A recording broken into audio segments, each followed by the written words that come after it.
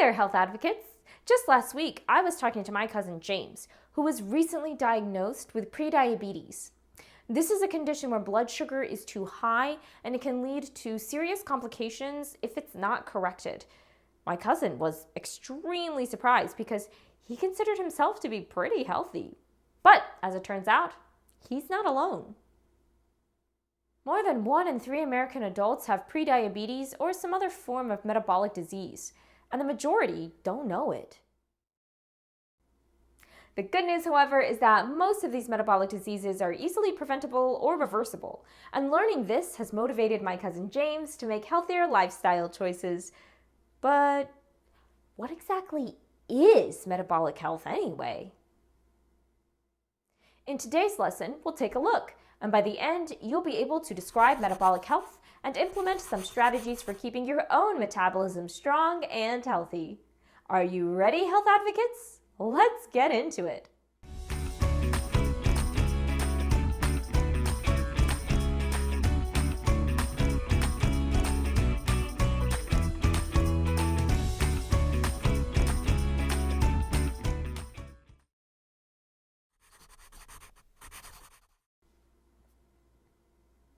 You've probably heard of the term metabolism, which is how our body produces and uses energy.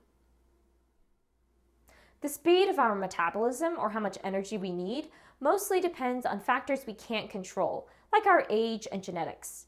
But luckily, speed isn't everything. What's far more important, and often ignored, is metabolic health, or how healthy our body's energy production system actually is. This is something we do have a lot of control over. My cousin James looks relatively healthy and stays pretty active. So, what's going on with his metabolic health? What's causing his prediabetes and how can he reverse it? I think you might have already guessed the answer. A big piece of the puzzle is nutrition. What we eat matters a lot, especially when we're talking about long-term health. For James, the culprit of his prediabetes was his sweet tooth, which led to high blood sugar over time.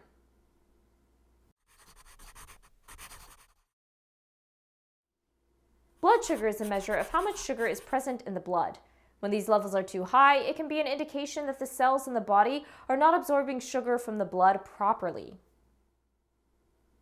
But our body needs sugar for energy, so how can this happen in the first place?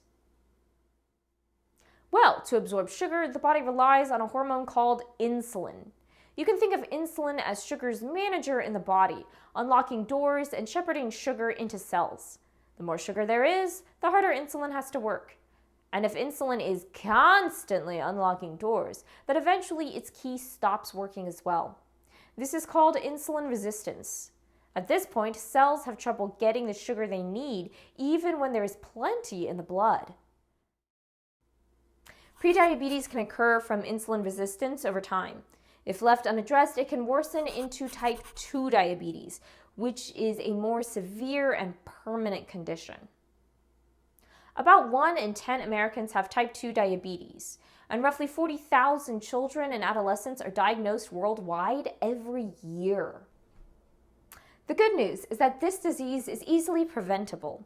We can help avoid insulin resistance by eating foods that release sugar into the blood at healthy rates. This means eating more fiber-rich foods and limiting foods with added sugar. For my cousin James, this means addressing his habit of eating too many sweet snacks. But blood sugar wasn't the only thing his doctor warned him about at his last checkup. His blood pressure was also a little high.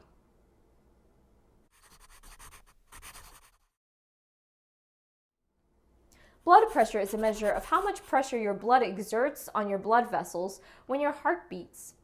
Your heart is a pump that delivers nutrients to your body through your blood vessels, and these blood vessels are similar to pipes in your home. If the water pressure in the pipes is too high, it can cause them to wear down. The same thing can occur in our own heart and blood vessels. Typically, we want to shoot for a resting blood pressure of 120/80 or less. Blood pressure consistently higher than that puts unnecessary strain on the body. This is referred to as hypertension, and the risk for hypertension tracks closely with what we eat. The biggest culprit? Sodium, found in salt. Remember, sodium helps regulate water in the body. Water follows salt, so too much salt means, you guessed it, too much water. And when the amount of water goes up in any set of pipes, like your blood vessels, so does the pressure. This extra water is also why salty foods can make you feel bloated and uncomfortable after you eat them. According to the American Heart Association, nearly half of Americans have hypertension, which can lead to consequences such as headaches, nausea, chest pains, and increased risk of heart attack and stroke. The good news, however, is that our nutritional choices can go a long way in helping prevent hypertension. The trick is to limit sodium while making sure to get plenty of potassium. This will help keep water levels in the blood at healthy levels. Also, by limiting saturated fat and replacing it with unsaturated fat, we can ensure our blood vessels stay as healthy as possible, which also helps keep blood pressure in check. For James, this means cutting back on the salty snacks he loves so much. He assumed that just because he was maintaining a healthy weight, he didn't need to pay as much attention to the quality of the food he was eating. This is an easy and common mistake to make. However, nutrition always matters, especially when it comes to metabolic health. Of course, that doesn't mean that weight and body fat don't matter.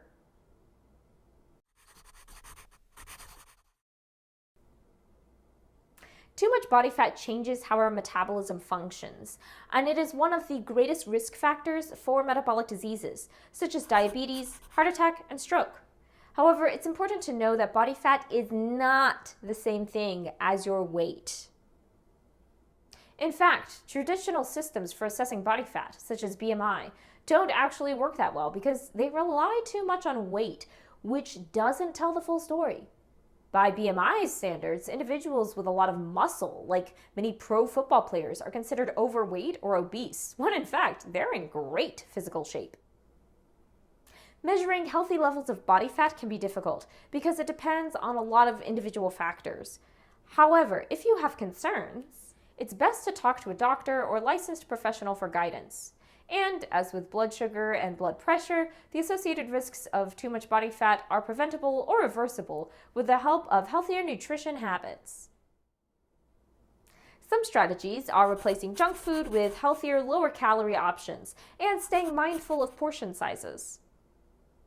Use the serving size on nutrition labels as a reference and try to eat balanced portions, especially for higher-calorie food groups, such as pasta, rice, bread, and foods rich in fats, such as meats and fried foods.